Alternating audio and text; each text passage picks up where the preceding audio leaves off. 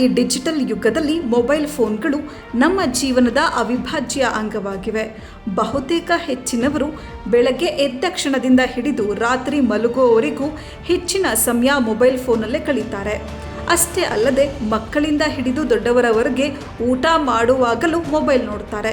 ಈ ಅಭ್ಯಾಸವು ಸಾಮಾನ್ಯದಂತೆ ತೋರಿದ್ರೂ ಇದು ಜೀರ್ಣಾಂಗದ ವ್ಯವಸ್ಥೆ ಮತ್ತು ಒಟ್ಟಾರೆ ಆರೋಗ್ಯದ ಮೇಲೆ ಸಾಕಷ್ಟು ನಕಾರಾತ್ಮಕ ಪರಿಣಾಮಗಳನ್ನು ಬೀರ್ತವೆ. ನೀವು ಕೂಡ ಊಟ ಮಾಡುವಾಗ ಮೊಬೈಲ್ ಫೋನ್ ನೋಡ್ತಾ ಇದ್ದೀರಾ? ಈ ಒಂದು ಅಭ್ಯಾಸ ಆರೋಗ್ಯದ ಮೇಲೆ ಏನೆಲ್ಲ ಪರಿಣಾಮಗಳನ್ನು ಬೀರ್ತವೆ ಎಂಬುದನ್ನು ತಿಳಿದುಕೊಳ್ಳಿ. ಊಟ ಮಾಡುವಾಗ ಮೊಬೈಲ್ ಫೋನ್ ನೋಡಿದ್ರೆ ಏನಾಗುತ್ತೆ? ಇದು ಜೀರ್ಣಕ್ರಿಯೆಯ ಪ್ರಕ್ರಿಯೆಯ ಮೇಲೆ ಪರಿಣಾಮ ಬೀರುತ್ತೆ.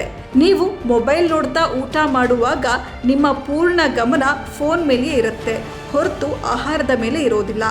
ಇದರಿಂದ ಆಹಾರವನ್ನು ಸರಿಯಾಗಿ ಜಗಿಯಲು ಸಾಧ್ಯವಾಗೋದಿಲ್ಲ. ಈ ರೀತಿ ಆಹಾರ ಸರಿಯಾಗಿ ಜೀರ್ಣವಾಗದಿದ್ದರೆ ಇದು ಗ್ಯಾಸ್, ಅಜೀರ್ಣ ಮತ್ತು ಆಮ್ಲೀಯತೆಯಂತಹ ಹೊಟ್ಟೆಯ ಸಮಸ್ಯೆಗಳನ್ನು ಉಂಟು ಮಾಡಬಹುದು. ಅಲ್ಲದೆ ಜೀರ್ಣಕ್ರಿಯೆಯ ಮೇಲೆಯೂ ಸಾಕಷ್ಟು ಪರಿಣಾಮಗಳನ್ನು ಬೀರುತ್ತೆ. ಅತಿಯಾಗಿ ತಿನ್ನುವ ಅಪಾಯ. ಊಟ ಮಾಡುವಾಗ ಟಿವಿ ಅಥವಾ ಮೊಬೈಲ್ ಫೋನ್ ನೋಡೋದ್ರಿಂದ ಆಹಾರದ ಮೇಲಿನ ಗಮನ ಕಡಿಮೆ ಆಗುತ್ತೆ. ಇದರಿಂದಾಗಿ ಜನರು ಅಗತ್ಯಕ್ಕಿಂತ ಹೆಚ್ಚು ತಿಂತಾರೆ.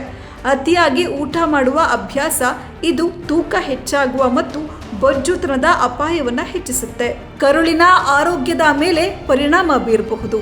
ದೇಹವನ್ನು ಆರೋಗ್ಯಕರವಾಗಿಟ್ಟುಕೊಳ್ಳಲು ಆಹಾರವನ್ನು ಎಚ್ಚರಿಕೆಯಿಂದ ಸೇವನೆ ಮಾಡೋದು ಅತ್ಯಗತ್ಯ. ಊಟ ಮಾಡುವಾಗ ಮೊಬೈಲ್ ಫೋನ್ ಬಳಸೋದ್ರಿಂದ ಕರುಳು ಮತ್ತು ಮೆದುಳಿನ ನಡುವಿನ ಸಮನ್ವಯದ ಮೇಲೆ ಪರಿಣಾಮ ಬೀರುತ್ತೆ. ಇದರಿಂದಾಗಿ ಜೀರ್ಣಕ್ರಿಯೆಯ ಸಮಸ್ಯೆಗಳು ಹೆಚ್ಚಾಗಬಹುದು. ಮಕ್ಕಳ ಆರೋಗ್ಯದ ಮೇಲೆ ಹೆಚ್ಚಿನ ಪರಿಣಾಮ ಬೀರುತ್ತೆ. ಇತ್ತೀಚಿನ ದಿನಗಳಲ್ಲಿ ಮಕ್ಕಳಿಗೆ ಮೊಬೈಲ್ ಫೋನ್ ತೋರಿಸ್ತಾ ಊಟ ಮಾಡಿಸ್ತಾರೆ. ಈ ರೀತಿ ಮಾಡೋದ್ರಿಂದ ಮಕ್ಕಳಲ್ಲಿ ಸರಿಯಾದ ಆಹಾರ ಪದ್ಧತಿ ಬೆಳೆಯೋದಿಲ್ಲ. ಇದು ಪೌಷ್ಟಿಕಾಂಶದ ಕೊರತೆ, ಬೊಜ್ಜು ಮತ್ತು ಜೀರ್ಣಕಾರಿ ಸಮಸ್ಯೆಗಳ ಅಪಾಯವನ್ನು ಹೆಚ್ಚಿಸುತ್ತೆ. ಮಾನಸಿಕ ಆರೋಗ್ಯದ ಮೇಲೂ ಪರಿಣಾಮ ಬೀರುತ್ತೆ. ಮೊಬೈಲ್ ನೋಡ್ತಾ ಊಟ ಮಾಡೋದ್ರಿಂದ ಒತ್ತಡ ಹೆಚ್ಚಾಗುತ್ತೆ ಮತ್ತು ಇದು ವ್ಯಕ್ತಿಯು ಆಹಾರವನ್ನು ಆನಂದಿಸ್ತಾ ಸವಿಯೋದನ್ನು ತಡೆಯುತ್ತೆ. ಸೋಂಕಿನ ಅಪಾಯ ಹೆಚ್ಚಾಗಬಹುದು.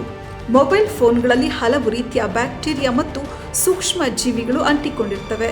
ಊಟ ಮಾಡುವಾಗ ಫೋನನ್ನು ಪದೇ ಪದೇ ಸ್ಪರ್ಶಿಸುವ ಮೂಲಕ ಈ ಸೂಕ್ಷ್ಮ ಜೀವಿಗಳು ದೇಹವನ್ನು ಪ್ರವೇಶ ಮಾಡಬಹುದು.